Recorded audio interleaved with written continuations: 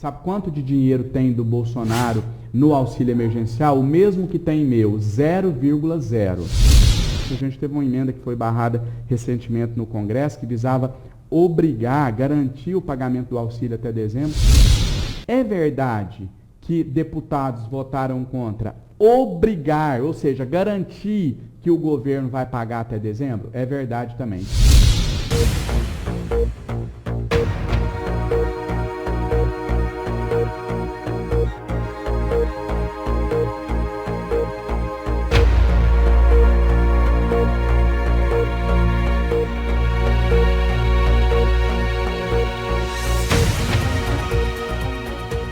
Dessa pandemia surgiu o auxílio emergencial, né? E de lá para cá, você levantou uma bandeira muito forte, não pelo projeto em si, mas pelas pessoas, né? Isso foi que alavancou ainda mais a sua aproximação com as pessoas, com o povo em si, né? Você descobriu, né, que eu vejo hoje que o deputado federal de Minas de Tuiutaba tem um público muito grande no Nordeste também, né? E são as áreas também afetadas, né? Aproveitar e mandar um abraço, deve ter muita gente do Nordeste nos assistindo. Eu avisei o pessoal que a gente ia estar ao vivo hoje e o pessoal compartilhou nos grupos, então muito provavelmente a gente está com audiência aqui de todo o Brasil. E respondendo a você diretamente sobre o auxílio emergencial, Marcelo, e sobre o trabalho que eu desempenhei, sobre o destaque desse trabalho. Eu queria morar em um Brasil, Marcelo, onde o trabalho que eu fiz à frente do auxílio emergencial não tivesse o destaque que teve. Sabe por quê? Porque eu queria ter outros 512 deputados e 81 senadores fazendo exatamente o mesmo trabalho que eu fiz. E se eles tivessem feito o mesmo trabalho, o meu não teria destacado tanto. Por que destacou? Não vou dizer que eu sou o único, seria demagogia e arrogância. Eu não sou o único, mas são poucos. É eu e mais uma dúzia no máximo. Mas se fossem 513 brigando pelo auxílio emergencial, brigando para que aumentasse os R$600, como a gente brigou para não cair o valor, e essa sim eu bato no peito e tenho orgulho de dizer que eu peitei essa luta, eu enfrentei, eu fui para a porta do Congresso Nacional para dizer, se votarem para diminuir o valor do auxílio, eu vou mostrar o rosto de cada um que votou. Depois fui para mostrar que tinha sim dinheiro. Porque aí começou a conversa de não tem dinheiro para continuar pagando R$600. Eu fui para a frente do Congresso para mostrar que tinha o dinheiro. Se a gente tivesse, e esse era o Brasil que eu queria viver, 513 deputados fazendo isso e 81 senadores fazendo, eu seria só mais um. E eu queria ser só mais um. Eu queria que todos estivessem fazendo, brigando, divulgando, pressionando. Quando destaca demais, é porque, infelizmente, é um ato quase que isolado.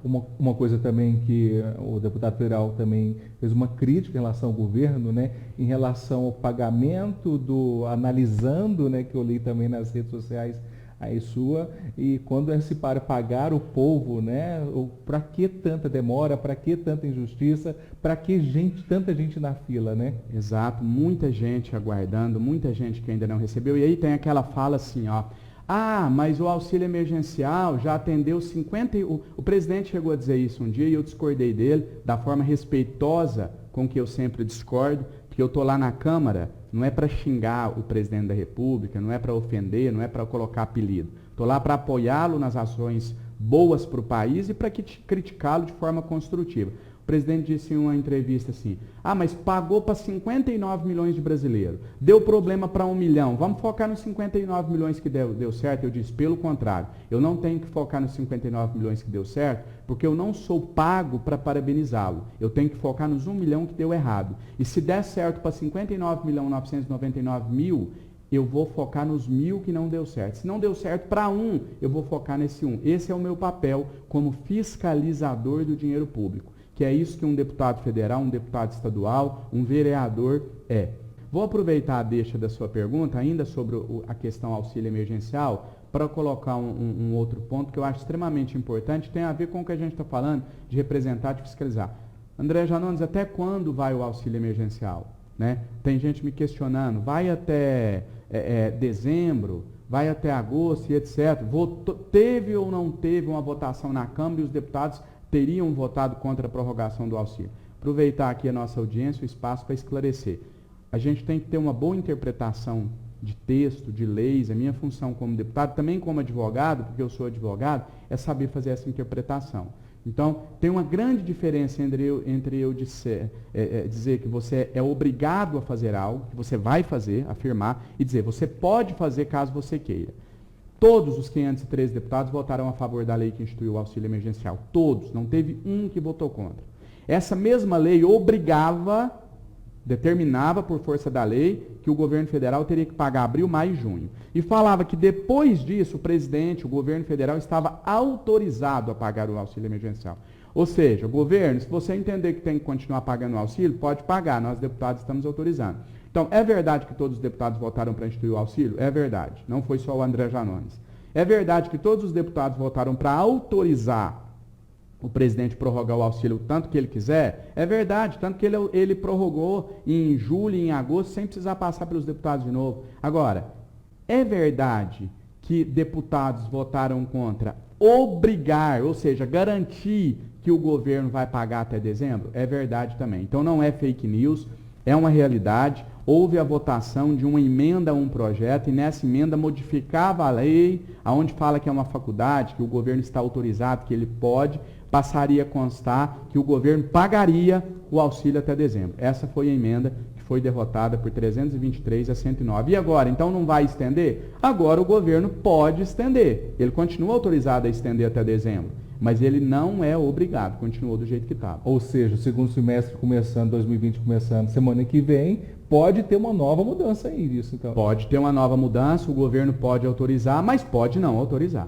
E a gente está fazendo algumas articulações no Congresso, vou te dizer aqui também em primeira mão, já contactei alguns líderes partidários e a gente está tentando mobilizar, sensibilizar, acho que é a melhor palavra, para apresentar uma outra emenda em outro projeto, ou tentar, eu tenho um projeto de lei meu, de minha autoria, que já está na Câmara dos Deputados, tratando sobre essa questão da prorrogação. A gente está fazendo uma articulação para tentar fazer com que esses projetos cheguem até o plenário e aí a gente possa não mais apenas dar o direito do presidente do governo federal de prorrogar o auxílio, mas garantir que isso aconteça, obrigá-lo a prorrogar o auxílio até dezembro. Essa palavra é meio pesada, obrigado, mas é a palavra que expressa o que eu estou querendo dizer, né? Colocar uma garantia lá na lei de que vai ser pago até dezembro e não mais só...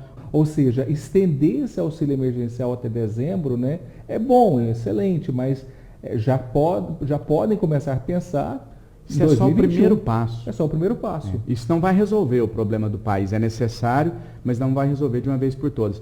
Algumas pessoas escrevem nas minhas redes sociais, quando eu vou defender, por exemplo, o auxílio emergencial, a pessoa vai lá e escreve assim, eu não quero esmola do governo. Então você vê que esse discurso de não humanizar está pegando. Já tem gente que reverbera isso, que coloca, não, a gente não quer esmola. Eu sempre digo, você não está recebendo nenhuma esmola. Sabe quanto de dinheiro tem do Bolsonaro no auxílio emergencial? O mesmo que tem meu, 0,0. Eu não coloquei um centavo do meu bolso no auxílio emergencial, o presidente Bolsonaro não colocou, ninguém colocou, é dinheiro seu, então não é esmola. O auxílio emergencial é uma esmola, a gente quer trabalhar. Outra discussão aqui, a gente deve ir para a rua ou a gente deve ficar em casa? Sabe por que tem essa discussão? Primeiro que eu falo assim, mas você pode ficar em casa. Sim, então eu fico. O problema, Marcelo, não é quem não pode ficar em casa. O problema é a gente que pode ficar em casa e que sai para a rua. Esse é o problema, e tem demais. Porque se não existisse corrupção no nosso país, se a gente fosse um país onde as coisas funcionassem de forma transparente, clara e honesta, hoje não teria essa discussão. Todo mundo ia estar em casa, recebendo uma boa renda até passar a pandemia e depois ia voltar a trabalhar.